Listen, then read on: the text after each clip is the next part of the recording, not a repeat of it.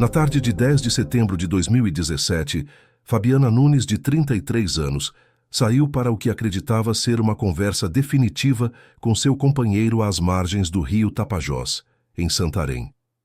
Horas depois, seu corpo foi encontrado na beira da água. Para a polícia, parecia um caso trágico, mas simples. Um crime passional com um suspeito claro. A história parecia ter um fim, até que um pequeno objeto encontrado na cena mudou completamente o rumo das investigações. Um colar que não pertencia a Fabiana. Dentro dele, um código quase invisível prometia contar uma segunda história, revelando que uma terceira pessoa estava presente naquele encontro fatal. Esta é a investigação completa sobre o segredo que um colar guardava e a verdade por trás da morte de Fabiana Nunes. Se você gosta desse tipo de conteúdo, diga-nos de onde está assistindo e inscreva-se no canal para acompanhar nossos vídeos diários. O ano era 2017. O mês, setembro. Na cidade de Santarém, no estado do Pará, o verão amazônico chegava ao fim. Fabiana Nunes tinha 33 anos. Era mãe de um menino de 11 anos e trabalhava como auxiliar de cozinha. Seu local de trabalho era um restaurante situado às margens do rio Tapajós, um cenário familiar em sua rotina. Ela mantinha um relacionamento com Paulo, um barqueiro de 38 anos. A relação era conturbada. Vizinhos e familiares tinham conhecimento das discussões frequentes entre o casal. Naquele dia, Fabiana recebeu um chamado de Paulo. Ele a convidou para um encontro perto do rio, no local onde costumavam caminhar. O propósito, segundo ele, era esfriar a cabeça e acertar o que estava pendente. Para quem ouvia de fora, o convite poderia soar como uma tentativa de reconciliação. Para Fabiana, o significado era outro. Ela aceitou o encontro. Saiu do trabalho mais cedo que o habitual. Antes de ir, fez uma comunicação importante. Entrou em contato com sua irmã, Luciana Nunes. A mensagem para a irmã foi clara e definitiva. Fabiana informou que estava a caminho para encontrar Paulo. Afirmou que sua intenção era encerrar de vez o relacionamento. Ela estava determinada a colocar um ponto final na instabilidade que marcava sua vida.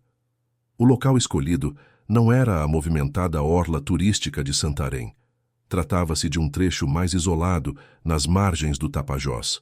A área era composta por mata rala e frequentada principalmente por pescadores locais. Com o fim da estação chuvosa, o nível do rio estava mais baixo.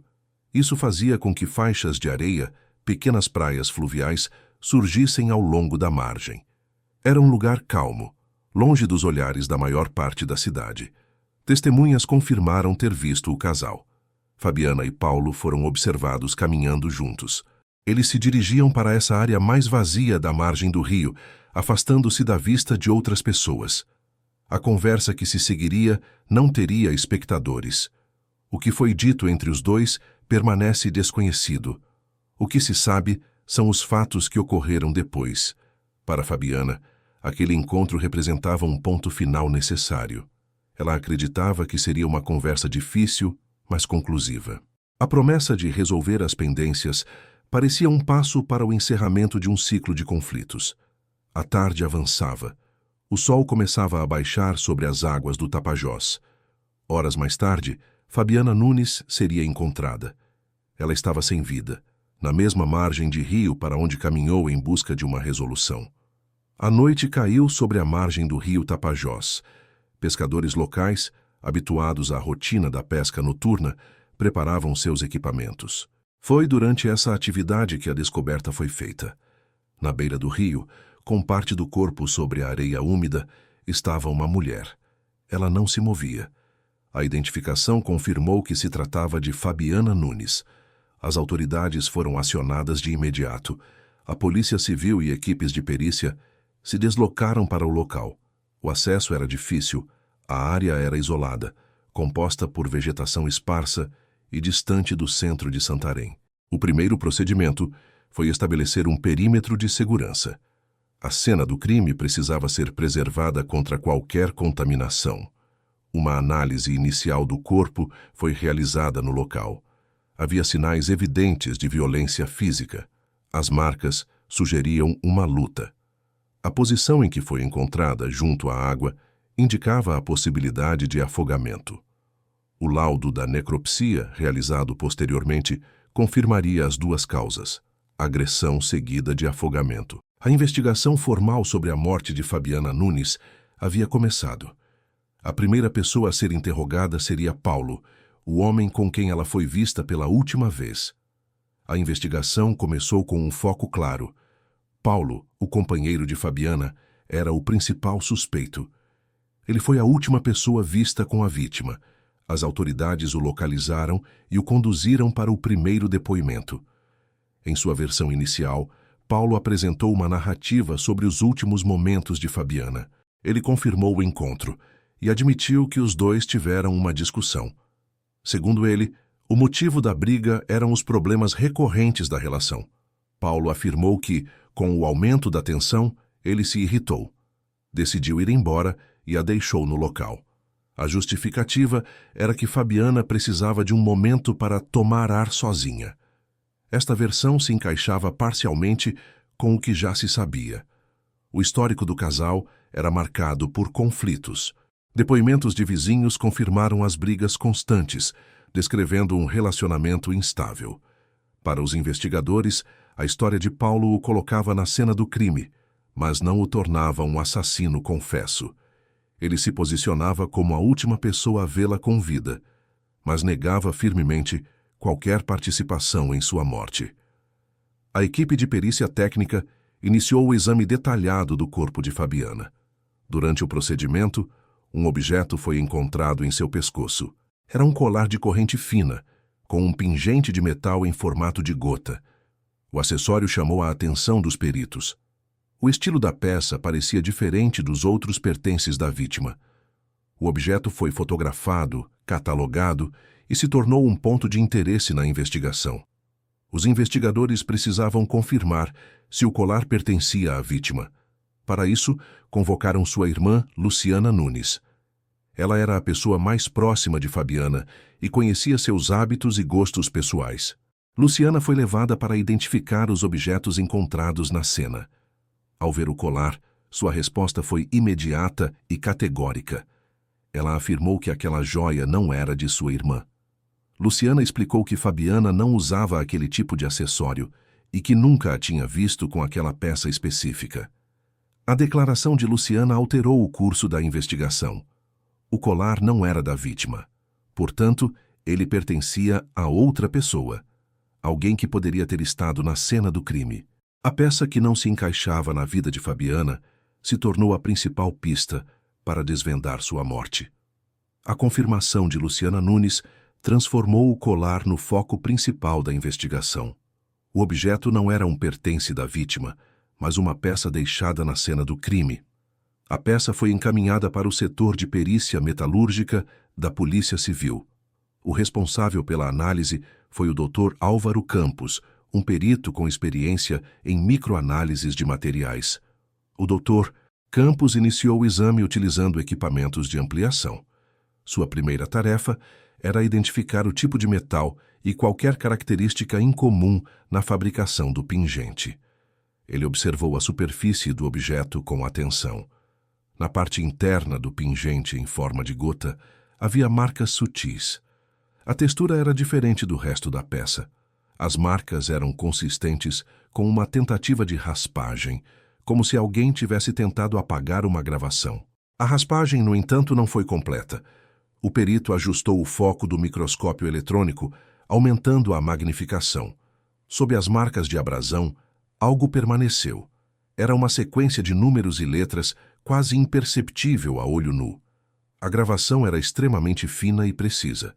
O Dr. Campos identificou a técnica como uma marcação a laser. Este tipo de código não era uma marca de fabricação comum. O perito sabia que o sistema era utilizado por algumas joalherias específicas. Servia para catalogar peças personalizadas e registrar informações sobre a compra e o comprador. Era um método de segurança e autenticidade. A tentativa de remover a gravação indicava que o responsável sabia da existência do código e de seu potencial para rastreamento. O objeto anônimo agora tinha uma identidade rastreável. A investigação, que até então se baseava em depoimentos e suspeitas, ganhava sua primeira prova material concreta. O colar deixava de ser apenas um objeto fora do lugar. Ele se tornava um elo direto com uma pessoa. O próximo passo da polícia era claro: decifrar o código e encontrar sua origem. Aquele número quase invisível era a chave que poderia levar os investigadores ao dono do colar e possivelmente ao assassino de Fabiana Nunes. O laudo do Dr. Álvaro Campos foi enviado à delegacia. O caso estava sob a coordenação do delegado Henrique Braga. Com o código em mãos, ele iniciou uma nova frente de investigação. O objetivo era simples: descobrir a origem do colar. A tarefa, no entanto, seria complexa. O código não continha o nome da loja, apenas uma sequência numérica que dependia de um sistema de registro interno para ser decifrada. O delegado montou uma equipe para a tarefa. O primeiro passo foi mapear todas as joalherias e ourivezarias de Santarém e das cidades vizinhas. A lista era extensa, incluindo desde grandes lojas em centros comerciais até pequenos artesãos que trabalhavam de forma independente. A estratégia era visitar cada um dos estabelecimentos. Os policiais foram divididos em duplas. Cada dupla recebeu uma cópia da fotografia do código e a missão de visitar os estabelecimentos. O trabalho era repetitivo e lento. Em cada loja, o procedimento era o mesmo. Os investigadores apresentavam a imagem do código e perguntavam se a loja utilizava um sistema de gravação a laser para peças personalizadas. Muitos proprietários nunca tinham visto aquele tipo de marcação. Outros usavam sistemas diferentes, com códigos mais simples ou marcações manuais. As primeiras respostas foram negativas. Uma joalheria após a outra era descartada da lista. Os dias passavam sem um avanço concreto. A busca se estendeu para além dos limites de Santarém, abrangendo municípios próximos na região do Baixo Amazonas. A investigação parecia ter atingido um impasse. O colar era uma prova forte, mas sem sua origem era apenas um objeto anônimo. Contudo, o delegado Braga insistiu na abordagem sistemática. Ele acreditava que o código não estava ali por acaso. A resposta estava em algum daqueles registros comerciais. A equipe continuou o trabalho, visitando as últimas lojas da lista, concentrando-se agora na área central da cidade. A persistência era a única ferramenta que os investigadores possuíam para transformar aquele pequeno número em um nome. A busca sistemática continuou na área central de Santarém. Os investigadores visitaram mais uma joalheria, um estabelecimento tradicional localizado em uma rua de comércio movimentado. A loja era de propriedade de uma senhora chamada Beni. Ela era conhecida na cidade por seu trabalho com peças personalizadas. Os policiais seguiram o protocolo estabelecido, apresentaram-se e mostraram a fotografia do código gravado a laser no pingente. Diferente das respostas anteriores, a reação de Dona Beni foi de reconhecimento. Ela analisou a imagem com atenção. Afirmou que aquele tipo de marcação era, de fato, um sistema que ela utilizava em suas peças mais valiosas ou feitas sob encomenda. Era uma forma de garantir a autenticidade e manter um registro detalhado para seus clientes. A resposta foi a primeira confirmação positiva que a equipe obteve em dias de busca. Os investigadores solicitaram acesso aos registros de vendas. Dona Beni explicou que o processo de busca poderia levar algum tempo. O colar poderia ter sido vendido há meses. Ela mantinha os registros organizados em livros-caixa e em um sistema de computador mais recente. A busca começou pelos arquivos digitais, cruzando o código com as vendas dos últimos meses. Após uma busca inicial sem sucesso no sistema eletrônico, a proprietária recorreu aos seus livros de registro mais antigos, arquivados em papel. Ela folheou as páginas com cuidado, analisando cada entrada de venda de peça personalizada. A equipe de investigação aguardava no local. A atmosfera na pequena loja era de expectativa contida. Cada minuto de busca era crucial para o andamento do caso. Finalmente, em um dos livros, Dona Beni localizou uma entrada correspondente. A data da compra era de alguns meses antes do crime. A descrição da peça no registro era exata. um colar de corrente fina com um pingente de metal em formato de gota. Ao lado da descrição estava o código de catalogação gravado a laser, idêntico ao da fotografia. A informação mais importante estava na linha seguinte do registro. Era o nome da pessoa que havia encomendado e comprado a joia. Não era um nome conhecido dos investigadores até aquele momento. Não era Fabiana. Não era Paulo. O nome no registro da joalheria era Jéssica. A idade registrada na ficha de cliente era 29 anos. A investigação agora tinha um nome novo. Um nome que não fazia parte da narrativa inicial do casal. Um nome que representava a primeira grande reviravolta no caso da morte de Fabiana Nunes. A polícia tinha um nome: Jéssica, 29 anos. A prioridade da investigação mudou. O foco agora era identificar essa mulher e entender sua conexão com o caso. O delegado Henrique Braga determinou que a vida social de Fabiana e Paulo fosse reexaminada. Os investigadores começaram a verificar os círculos de amizade do casal, entrevistando conhecidos, colegas de trabalho e familiares. A apuração sobre a identidade de Jéssica revelou um fato central. Ela não era uma desconhecida. Jéssica era parte do círculo social do casal. Depoimentos confirmaram que ela frequentava os mesmos ambientes que Fabiana e Paulo, incluindo o bar onde costumavam se encontrar. A informação foi unânime. Jéssica era descrita como uma amiga próxima do casal. Com esta nova informação, os investigadores revisitaram depoimentos antigos. O testemunho de Luciana Nunes, irmã da vítima, ganhou um novo significado. Meses antes do crime, Fabiana havia feito um comentário para a irmã. Ela mencionou que sentia ciúmes de uma amiga que estava se aproximando muito de Paulo. Na época, o comentário foi tratado como um desabafo comum dentro de um relacionamento em crise. Agora, a informação se tornava uma peça relevante na investigação. A polícia cruzou os dados. A amiga mencionada por Fabiana e a mulher que comprou o colar encontrado na cena do crime eram a mesma pessoa. A presença de Jéssica na vida do casal não era apenas social. Havia um histórico de desconfiança por parte da vítima. O que antes era um boato ou uma suspeita familiar, agora estava ligado a uma prova material encontrada no corpo de Fabiana. Jéssica deixou de ser apenas o nome em um registro de compra. Ela se tornou uma figura central na investigação. Sua ligação com o colar a colocava na cena do crime. Sua relação de proximidade com o casal fornecia um possível contexto para o que aconteceu na margem do rio Tapajós. A investigação, que antes se concentrava em um conflito entre duas pessoas, agora se expandia para incluir uma terceira. A dinâmica do caso havia sido alterada de forma definitiva. Com a identificação de Jéssica, a investigação entrou em uma nova fase: a análise de sua vida digital e de suas comunicações. O primeiro passo da equipe do delegado Henrique Braga foi examinar os perfis públicos de Jéssica em redes sociais. O objetivo era encontrar qualquer conexão visual entre ela e o colar, a principal prova material do caso. O trabalho foi metódico. Os investigadores analisaram publicações antigas, percorrendo meses de fotografias e postagens. A busca resultou em uma descoberta importante.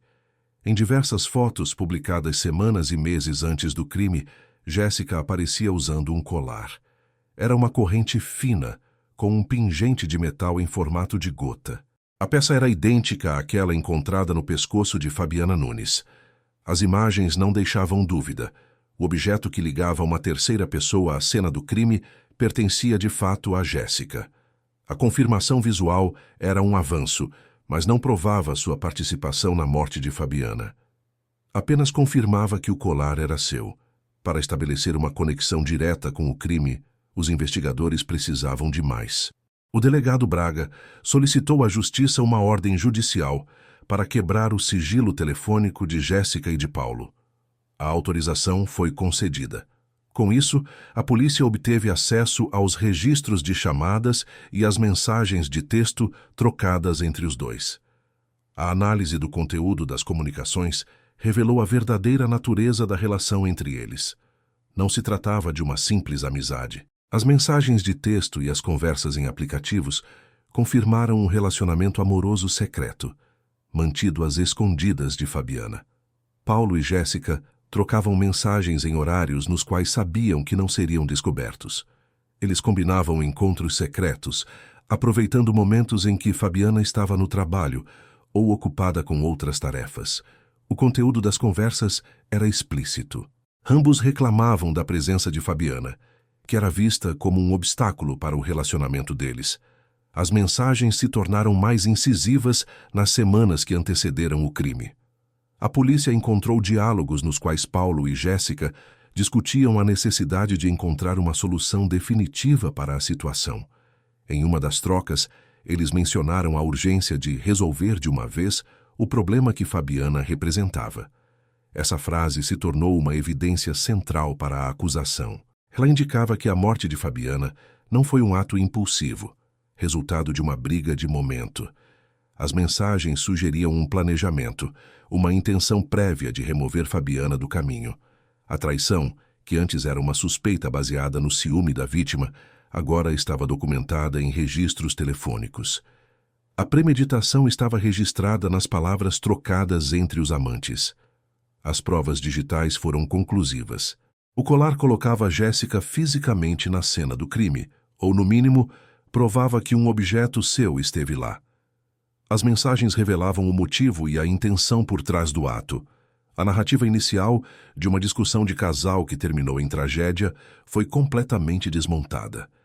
A investigação agora não tratava mais da ação isolada de um companheiro em um momento de raiva. Tratava-se de um plano executado por duas pessoas, unidas por um relacionamento secreto e pelo desejo de eliminar um obstáculo. Com as provas digitais em mãos, a cronologia do crime foi reavaliada. A polícia retornou ao ponto inicial da investigação. À tarde de 10 de setembro de 2017, a narrativa de Paulo sobre uma simples discussão que o levou a deixar Fabiana sozinha foi descartada. Os investigadores passaram a trabalhar com uma nova hipótese, baseada na presença de uma terceira pessoa. Os depoimentos das testemunhas que viram Fabiana e Paulo caminhando juntos foram revisitados. A informação original continuava válida. Os dois foram vistos se dirigindo para a área isolada da margem do rio. Contudo, a interpretação desse fato mudou. O local, uma área de mata rala e com pouca visibilidade, era ideal para uma emboscada. A ausência de outras pessoas no entorno, que antes parecia uma circunstância casual, agora era vista como uma condição necessária para a execução de um plano. A nova teoria da polícia era clara. O encontro na margem do rio não foi uma conversa para encerrar o relacionamento. Foi uma armadilha. Segundo a linha de investigação, Paulo atraiu Fabiana ao local isolado sob o pretexto falso de uma conversa definitiva. Jéssica, conforme indicavam as evidências, estava presente ou aguardava nas proximidades, fora do campo de visão de possíveis testemunhas. A reconstrução dos eventos sugeria que a discussão inicial entre o casal teria sido o gatilho para a ação conjunta. O laudo da necropsia, que apontava a agressão e sinais de luta, se tornava mais coerente com a participação de duas pessoas contra uma. A superioridade numérica explicaria a dificuldade de defesa por parte de Fabiana e a natureza das lesões encontradas em seu corpo. O colar de Jéssica, encontrado com a vítima, era a prova material de sua presença física durante o confronto. A polícia acreditava que o acessório se rompeu durante a agressão, um erro crucial deixado para trás pelos agressores. A tentativa de raspar o código de rastreamento no pingente, descoberta pelo perito, indicava que a própria Jéssica sabia do valor identificador da peça, mas sua tentativa de apagar o rastro foi incompleta. A polícia agora tinha uma sequência lógica de eventos.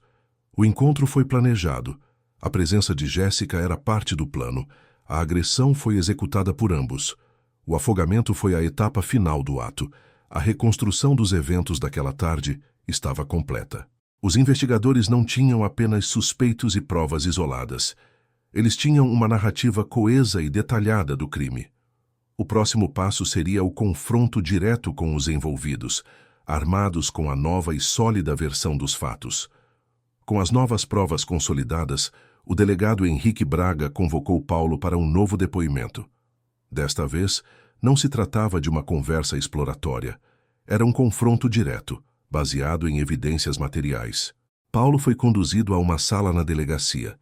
O ambiente era formal e o propósito, claro. O delegado não fez acusações imediatas. Ele iniciou o interrogatório de forma metódica. A primeira prova apresentada foi a fotografia do colar. Braga relembrou a Paulo que o objeto não pertencia a Fabiana, um fato já estabelecido pela irmã da vítima. Paulo observou a imagem, mas manteve sua postura inicial de negação sobre qualquer outro envolvido. Em seguida, o delegado colocou sobre a mesa o registro de compra da joalheria. O documento continha a descrição da peça, a data da compra e, de forma legível, o nome da compradora, Jéssica. A reação de Paulo mudou. Ele demonstrou surpresa, mas ainda assim tentou negar qualquer conexão. O passo seguinte da investigação foi apresentar as fotografias retiradas das redes sociais. As imagens mostravam Jéssica usando o mesmo colar em diferentes ocasiões. A prova visual era incontestável. O colar encontrado com Fabiana era o mesmo que Jéssica usava. O ponto final do confronto veio com as transcrições das mensagens de texto. O delegado leu trechos das conversas entre Paulo e Jéssica. As mensagens revelavam o relacionamento secreto, os encontros e, de forma mais grave, as conversas sobre a necessidade de resolver de uma vez a situação com Fabiana. A apresentação sequencial das provas foi calculada para desconstruir a versão de Paulo de forma sistemática. Inicialmente, Paulo negou. Ele reafirmou sua história de que a discussão foi apenas entre ele e Fabiana. Diante do registro da joia e das fotografias, sua narrativa apresentou falhas.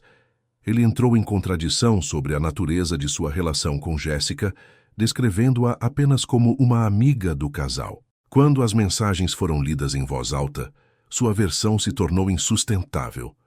O silêncio na sala de interrogatório indicava que sua negação havia chegado ao limite. Pressionado pela consistência das provas, Paulo cedeu. Sua negação total foi substituída por uma admissão parcial. Ele abandonou a história de que estava sozinho com Fabiana. Confirmou que Jéssica também estava presente na margem do rio Tapajós naquele dia. A confissão, no entanto, foi calculada.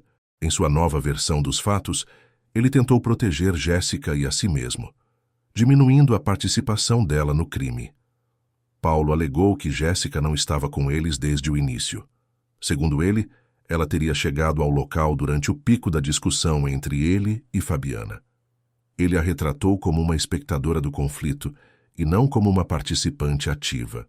Afirmou que a agressão foi um resultado da briga do casal e que Jéssica não teve envolvimento direto no ato físico que levou à morte de Fabiana.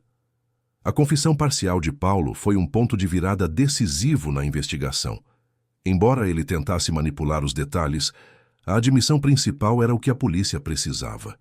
Ele confirmava oficialmente a presença de uma terceira pessoa na cena do crime, validando a teoria construída a partir do colar. A versão inicial de uma briga de casal que terminou em tragédia estava definitivamente encerrada. A investigação agora tinha a confirmação, vinda de um dos suspeitos, de que o crime foi cometido com a participação de pelo menos 2 pessoas. A confissão parcial de Paulo foi suficiente para a conclusão do inquérito policial. Os investigadores não aceitaram a versão de que a participação de Jéssica foi secundária. Para essa autoridade policial, as provas materiais e digitais eram mais fortes do que a tentativa de Paulo de proteger a cúmplice. O colar era a prova física que confirmava a presença de uma terceira pessoa na cena do crime. As mensagens de texto trocadas entre Paulo e Jéssica indicavam um planejamento prévio e um motivo claro. Com base nesses elementos, o delegado Henrique Braga finalizou o relatório da investigação. O documento apontava a responsabilidade direta de ambos na morte de Fabiana Nunes. O Ministério Público recebeu o inquérito e concordou com as conclusões da Polícia Civil.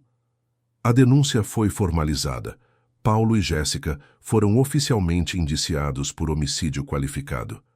As qualificadoras incluíam o motivo torpe relacionado ao desejo de manter um relacionamento extraconjugal e o uso de recurso que dificultou a defesa da vítima, caracterizado pela emboscada. Após o indiciamento, a situação legal dos dois foi definida. Paulo teve sua prisão em flagrante convertida em prisão preventiva. Ele foi encaminhado a uma unidade prisional, onde aguardaria o andamento do processo. Para Jéssica, a justiça determinou uma medida cautelar diferente. Ela foi colocada em prisão domiciliar, com o uso de tornozeleira eletrônica para monitoramento. A decisão levou em conta fatores processuais específicos do caso dela. A fase de investigação policial estava encerrada. A resolução do crime, que começou com a descoberta de um colar que não pertencia à vítima, resultou na acusação formal de 2 pessoas. O caso foi encaminhado ao Poder Judiciário. O processo judicial teve início, com ambos respondendo pela acusação de homicídio.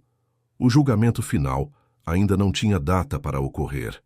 A notícia do indiciamento de Paulo e Jéssica se espalhou rapidamente por Santarém. Os detalhes da investigação, especialmente a revelação do relacionamento secreto, confirmaram o que antes era apenas um boato. Para muitos que conheciam o casal, a informação não foi uma surpresa completa. Sussurros sobre a proximidade excessiva entre Paulo e a amiga da família já existiam nos círculos sociais que eles frequentavam. A confirmação oficial, no entanto, deu uma nova dimensão ao caso. O crime deixou de ser um assunto restrito às páginas policiais dos jornais locais.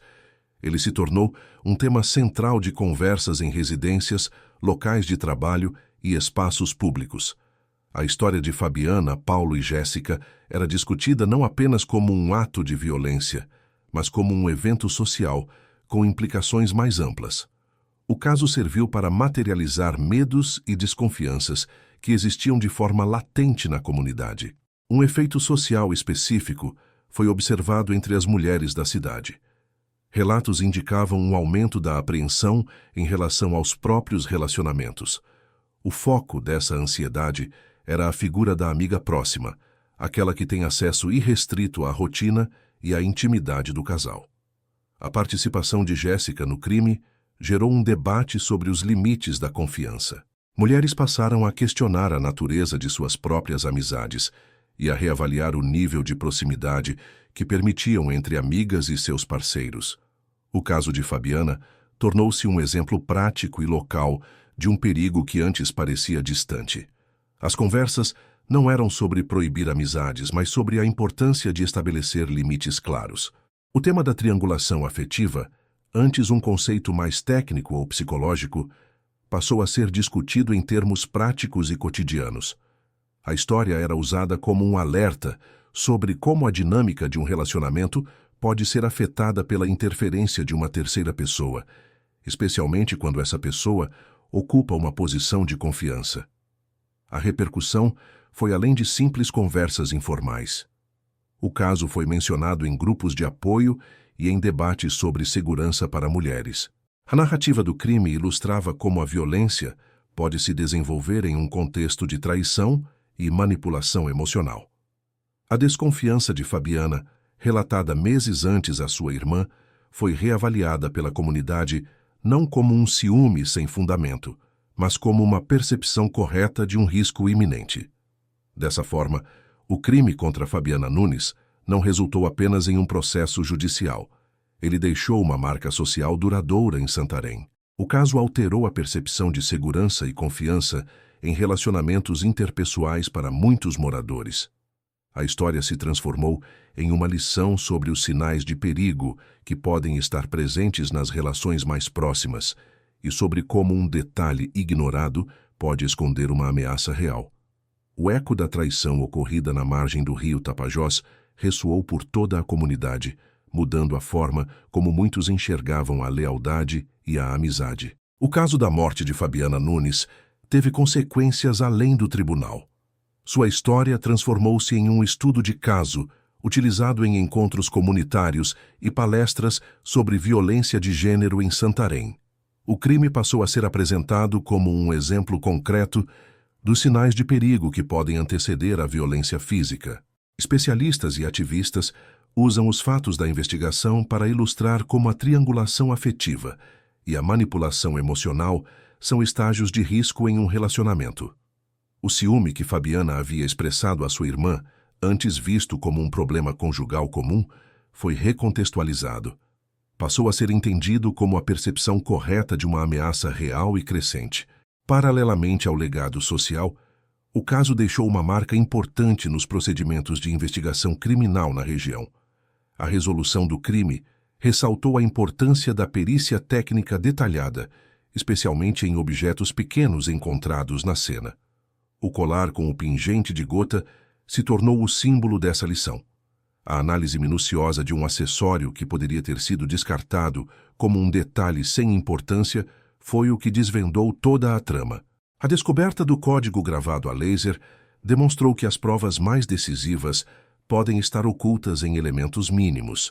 Para as forças policiais, a investigação da morte de Fabiana serviu como um reforço prático. Em uma cena de crime, cada objeto, por menor que seja, deve ser tratado como uma potencial chave para a verdade, capaz de desconstruir a versão de um suspeito e revelar a presença de outros envolvidos. O caso de Fabiana Nunes começou com um corpo encontrado na margem do rio. A suspeita inicial apontava para um crime passional, um desfecho violento para um relacionamento conturbado.